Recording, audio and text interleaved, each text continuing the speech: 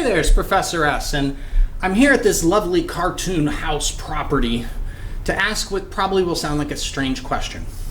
It's a question I'll ask my students in class, and the question is, why do cells need external sources of matter and energy? Why do cells have to have matter and energy coming into them? Now, most students will immediately say, because they will die without it, which to me is a throwaway answer. Because my response to that is, why will they die without it? Yes, they will die without it, but why will they die without it? What is it that they need it for?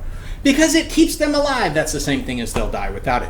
So in this video, I want to actually talk in the abstract, using this house as an example, as to why matter and energy are needed for cells.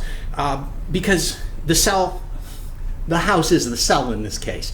The cell or the house is in a constantly changing environment. Like, it's getting kind of unpleasant here. Windstorm, and damage to the house. Windstorm and the house is now damaged. Up here on the roof, we lost a few shingles. We got a broken window here, not to mention bushes and mushrooms and trees blown everywhere. The house was damaged by the change in the environment. And it doesn't just take damage that can occur on ugly days. Again, on a nice sunny day,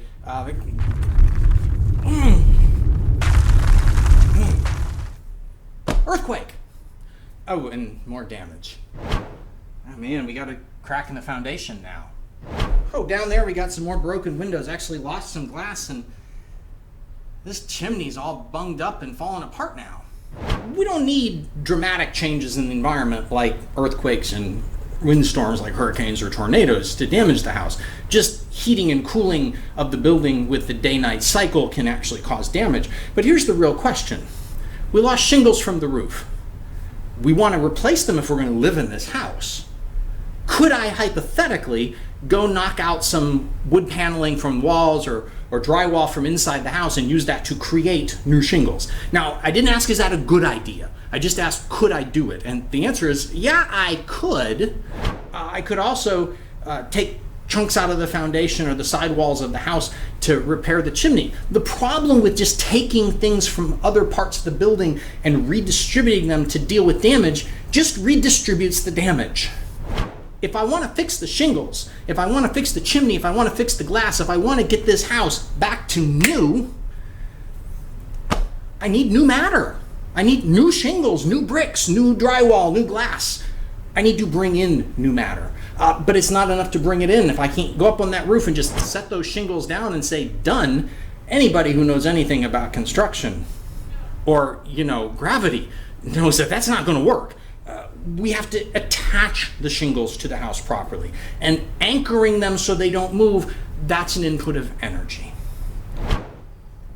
If this house is going to be exposed to a changing environment, the only way for it to remain livable, as it takes damage and wear and tear in that environment, is if we constantly bring in new matter and energy to deal with that damage. And so is the cell, because what's the one constant in a cell's life? Change.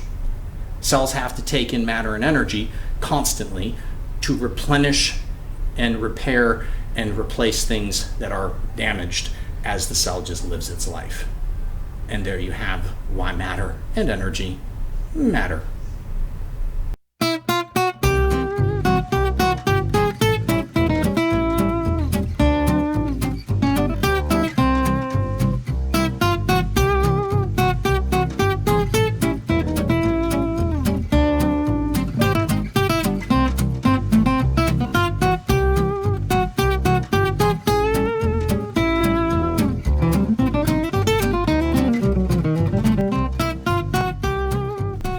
So this is just going to be just a regular take, right? Yes, a completely normal take. Like no projectiles, no... None of that.